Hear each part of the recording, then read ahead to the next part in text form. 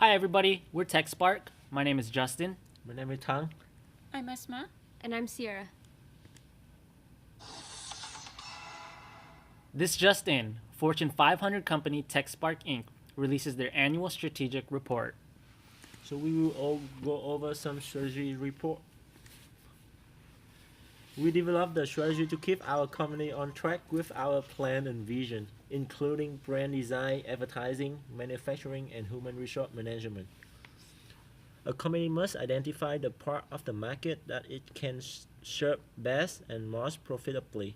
Therefore, TechSpark create a product line for own small each segment possible depending upon our R&D feature and research, as each customer would have his or her own price rank and specification in the testing quarter.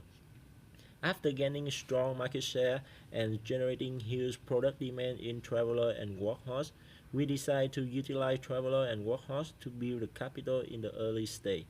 We continuously introduce our new and improved product as well as invest heavily in R&D technology to help us stand out from other competitors. That help us to strengthen our top prioritized segment Traveler and move on to the innovator in late quarter. We also focus on the local advertising in the early stage to utilize the local sales effort. In each city we open the sales office. Then we start to emphasize the regional ad after fully expanding to all cities in the region. Late game saw a balance between local ad and regional ad. Same as brand design, we constantly adapting to compete with the top ad. Syntax Spark will sell its product worldwide. Choosing manufacturing facility location is the key to reducing our expense. That is the trade-off between worker compensation and the shipping cost. Since our main market gonna be North and Europe, we decide to open the facility manufacturing in South America. To meet the high project demand, we keep spending high amount to increase fixed capacity as 100 units per day, which cost us more than $1 million each quarter. We reach 100% productivity of the worker and the highest productivity of the salesperson in quarter A by continuous improvement in process, worker, sales staff, salary, and compensation. Besides that, we also improve our manufacturing capacity by improving change over cost and product quality improvement. Data-driven decisions. All decisions of TechSpark were driven by the data we had obtained by spending in a maximum amount of market research possible. We try to make brands based on the given customer's needs and market potential along with use pattern. We use the balanced scorecard metrics to analyze the best to worst case scenarios. We analyzed our market performance in comparison to our competitors and took our future decisions after doing analysis from the competitors' profiles. We created a rebate. We felt creating a rebate is better than cheaper price because not everyone goes through with a rebate or end up claiming it. People will also believe the product's price is lower than others. Now we're going to go over the difficulties that we faced. First was efficiency. Our team continually struggled to forecast demand accurately. Starting from around quarter 5, demand was always much higher than we had anticipated, and as a result, we had product stockouts that led to consumer ill will. Additionally, we were late to focus on Salesforce and web sales productivity. We favored hiring more salespeople and opening more web offices, and tended to ignore improving productivity. We also had continuous low scores in manufacturing efficiency. Due to our inaccurate projections, we had losses in productivity during changeover, despite our investments in improving that metric. Regarding research and development, we found that we always had insufficient capital. We were heavy spenders in infrastructure and relied entirely on previous quarter profits and trade deals for R&D. Thus, we were unable to get every R&D feature that we wanted. Customer needs and use pattern data provided did not always perfectly align with the available R&D features. For example, if customers wanted technical graphics, we were unsure which R&D feature would satisfy that requirement, since there are no descriptors available. Finally, communication with potential trading partners was difficult. The in-game chat function was clunky and inefficient, and so we relied on our own connections with members of other teams to initiate talks. There are a few shortcomings of the simulation that we feel affected our experience and could have been improved. The first is the short length of the simulation.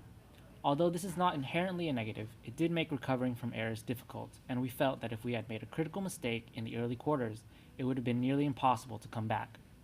Second, it was difficult to gauge the effect of some metrics on performance and score. For example, even after analyzing the calculations that go into our scorecard, we were left wondering whether a dollar spent in investment would have a greater impact on score than a dollar of wealth, or vice versa. We feel that the simulation could be improved if it had provided more thorough data on how heavily each metric affects score. This way, we could truly focus our business and learn which strategies are most effective. And finally, streamlining the many factors that make up the simulation. For example, we felt that features like web offices and tablets added very little to the actual strategy of the game and were simply just things we threw money into in order to not fall behind. I will talk about some of TechSpark's successes and mistakes. As a company, TechSpark had some major successes over these last 8 quarters. By the end of quarter 8, our company had the best cumulative marketing effectiveness, reaching a brand effectiveness score of 100 for our top segment, the Traveler. We also scored highest advertising effectiveness for our Traveler ad at 91. TechSpark was also able to consistently score the best investment in future ratings for our necessary but risky endeavors like investing in new brands, improving manufacturing efficiencies, and expanding our operations. One of the major successes for TechSpark was our management of our sales and worker staff. By quarter 8, we reached the highest productivity for both our workers and sales staff, with worker productivity reaching 100%.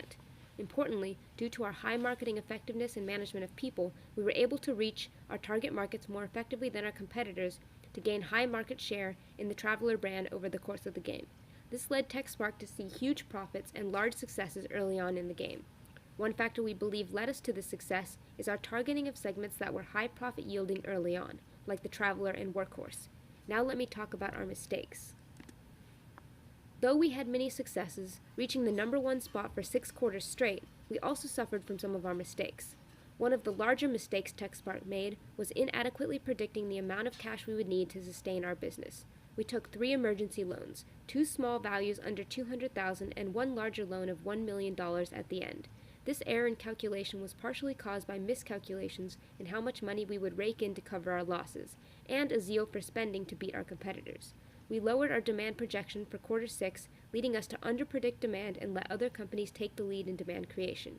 We had slow sales force growth over the last 6 quarters after we were initially spending too much money on our sales force.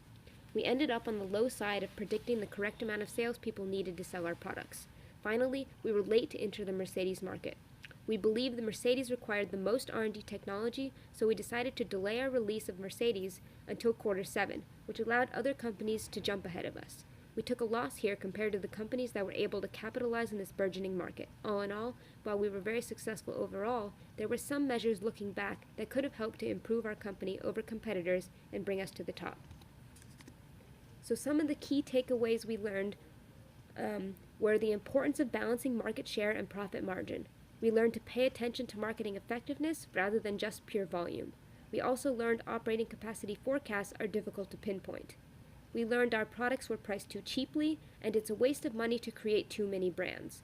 We also learned that markets are always changing, and we need to be quick to adapt. Finally, we learned that a strong sales force is key. Thank you.